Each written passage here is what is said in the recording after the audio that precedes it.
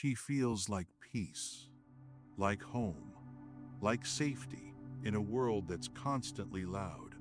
But somewhere deep down, you can't ignore the whisper. What if she's the storm hiding in the calm? Most men fall for the comfort. But the wise man? He stays awake even when the dream feels perfect. Let's talk about that kind of woman and the compliment that changes everything. Part 1. The unfinished thought. When mystery sparks connection. There's something quietly powerful about what we choose not to say. Not because we're hiding, but because we understand that true connection isn't built on dumping information. It's built on curiosity, on tension, on the space between words. Think of a moment when someone started a sentence but didn't finish it. Your mind didn't just hear silence, it filled in the silence. It leaned in, it wondered, and that wonder created emotional movement. That's the first phrase we explore today, not a complete thought, but an intentionally unfinished one.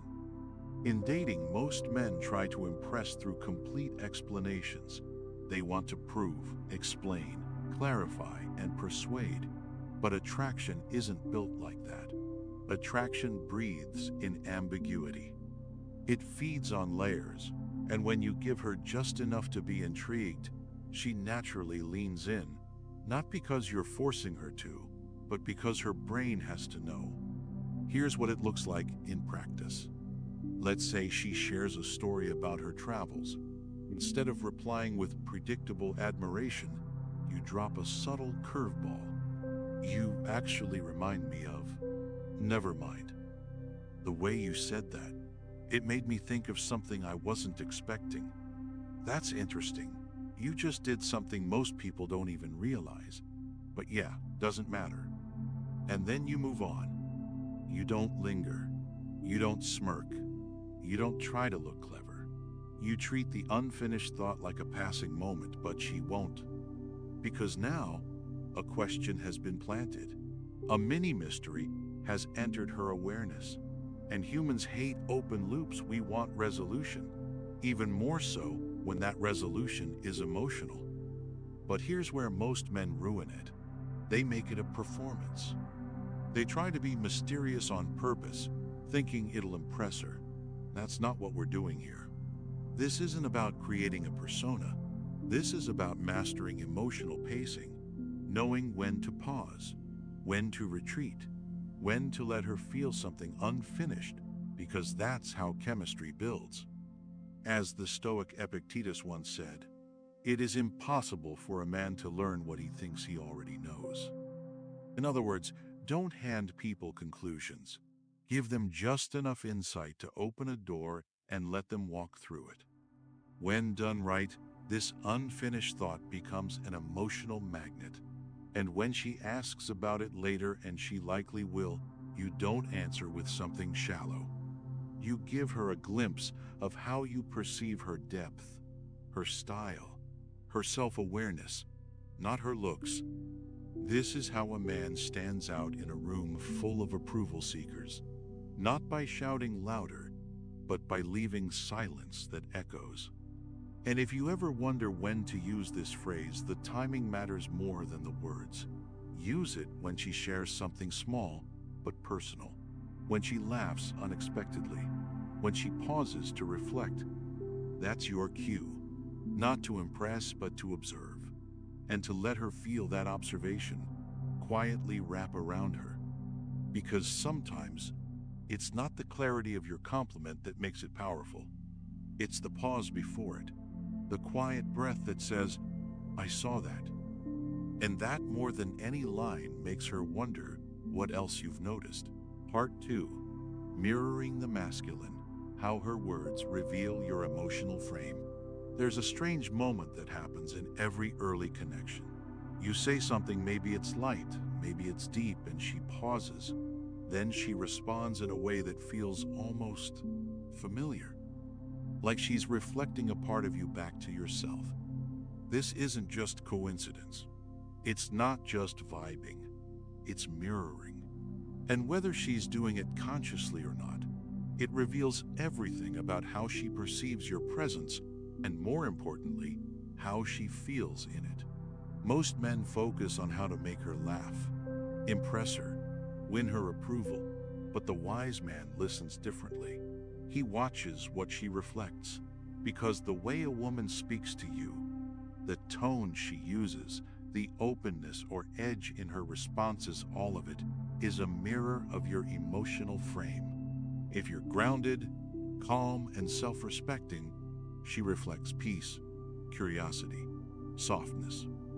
If you're insecure, approval-seeking, or anxious, her mirror sharpens, her tone shortens, her interest wavers. Let's break this down. Imagine you're on a date. You speak slowly, with clarity. You listen fully. You're not rushing to fill silences. You're not trying to be clever. You're just present. What does she do? She leans in. Her voice lowers. Her words slow to match yours. She mirrors your stillness, not because you asked her to, but because your emotional frame created safety. Now flip it. You're speaking fast, laughing nervously, scanning for her reactions. Her mirror changes.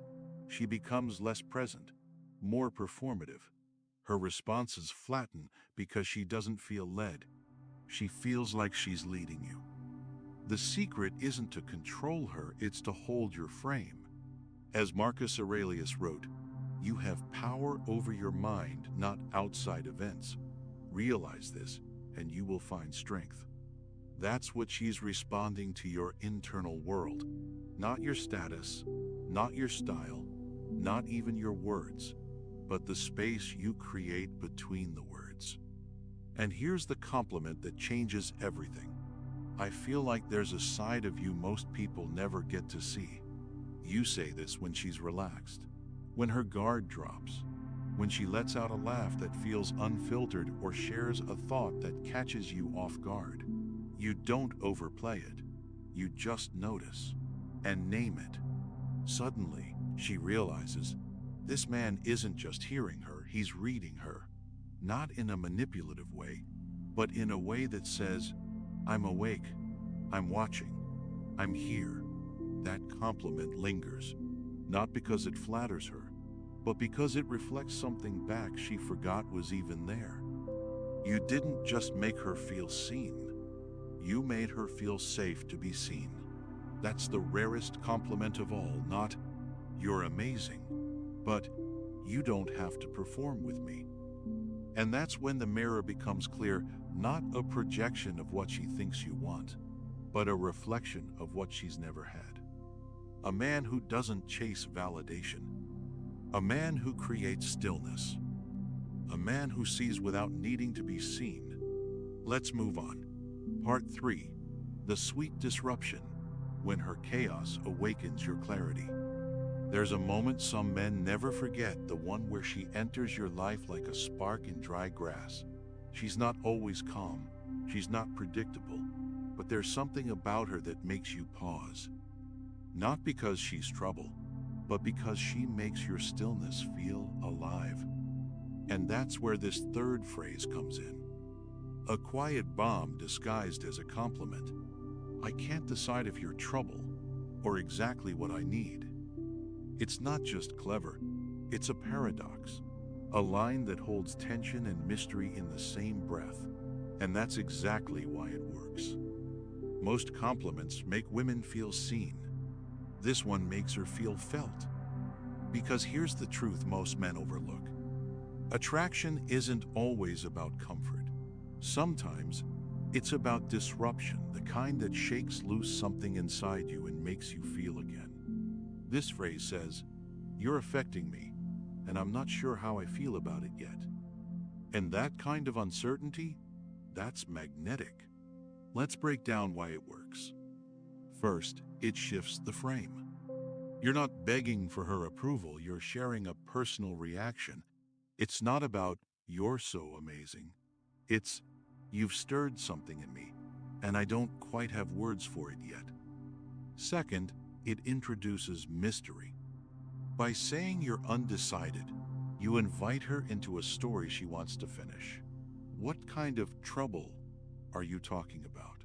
Why might you need her? It makes her curious not just about you, but about how she's showing up in your world. Third, it creates a playful tension. You're suggesting she might be dangerous, but in a good way. Not because you fear her, but because part of you is drawn to what you can't yet predict. The key is in the delivery. You don't say it with a smirk. You say it with presence, with a slow pace, with a gaze that lingers just long enough to make her wonder, what does he see in me that feels like both chaos and clarity? And that's the Stoic part of this. In Meditations, Marcus Aurelius wrote, "The impediment to action advances action. What stands in the way becomes the way." She might feel like a disruption, but sometimes the disruption is the door. Because maybe what you needed wasn't safety. Maybe it was someone who stirred your stillness. Not to break you, but to wake you. So when you say this to her, whether in a moment of laughter, challenge, or quiet intensity, you're not just playing with words. You're naming something real. That spark, that edge, that feeling that she isn't just another conversation. She's the conversation you didn't know you needed to have. Let her wonder if she's trouble. Let her guess if she's the cure or the catalyst. Because while she's figuring it out, you've already planted yourself in her thoughts. And that's where the real attraction begins, not in certainty, but in the sweet confusion of possibility. Part 4. You feel like peace, but I know you could ruin me. There are women who feel like home the moment you meet them. Not because they say the right things or look a certain way, but because their energy disarms you. Your nervous system stops buzzing. Your heart stops racing. You feel calm, seen, accepted, like for once, you don't have to perform. And yet under that calm, there's danger. That peace, it's not always safety. Sometimes it's seduction dressed in softness. And a man who's not self-aware will confuse comfort with compatibility, only to realize later that what felt like healing was just emotional camouflage. Let's be honest. We've all met someone who made us feel this way. Like you could finally let go. Like you could stop fighting. Like this person might be the reward after all the heartbreaks. But what if that calm isn't because she's right for you, but because she knows exactly how to lower your guard? There's a quote by Seneca: "We suffer more often in imagination than in reality." That's what this is about, not the woman herself, but the story she awakens in you. She feels like peace because you're craving it. She feels like understanding because you've been misunderstood for too long. She feels like the end of the search when in fact, she might be the beginning of a new kind of unraveling. This compliment, "You feel like peace, but I know you could ruin me," works because it holds paradox. It's not flattery. It's not a seduction tactic. It's a recognition of duality, and women feel that deeply. You're telling her, "I see your softness, but I also see the shadow behind it, and I'm not naive enough to fall asleep just because you sing a lullaby." That kind of awareness, it's attractive, because it tells her you're not a man who loses himself in comfort. You're a man who can feel the warmth and still hold the line. In practice, you use this phrase not as a line but as a reflection. When she opens up, when she does something kind, generous, or emotionally deep, you pause, look her in the eye, and with quiet honesty, you say, "You feel like peace, but I know you could ruin me." And then you leave it there. No smirk, no wink, just the truth. It stirs something in her because she knows it's probably true. She could ruin you not because she wants to, but because you'd let her in too deep, too fast. This is how you maintain emotional clarity in the face of attraction. not by avoiding connection, but by staying awake within it. It's what separates a man who falls for fantasy from one who sees the reality and still walks with grace. Because the most magnetic men aren't the ones who chase peace blindly. They're the ones who can feel it and still protect themselves when necessary. Final reflections and your 7-day presence challenge. Some women don't fall for what you give them. They fall for what you awaken in them: clarity, curiosity, chaos, or calm. But here's the deeper truth. The compliments you give reflect the man you are. So when your words show restraint, when they touch her soul without begging for her attention, that's not game. That's discipline. That's sovereignty. And she'll feel it before she ever understands it. For the next 7 days, give compliments that reveal insight, not just admiration. Whether it's to a woman you love or someone you just met, speak to what others overlook. Compliment what's hidden, not what's obvious. Because the moment you can see her without losing yourself, that's when presence becomes power. If this message hit something real, like, subscribe, and drop your favorite forbidden compliment below. And as always, welcome back to the journey. This is Petals of Stoicism.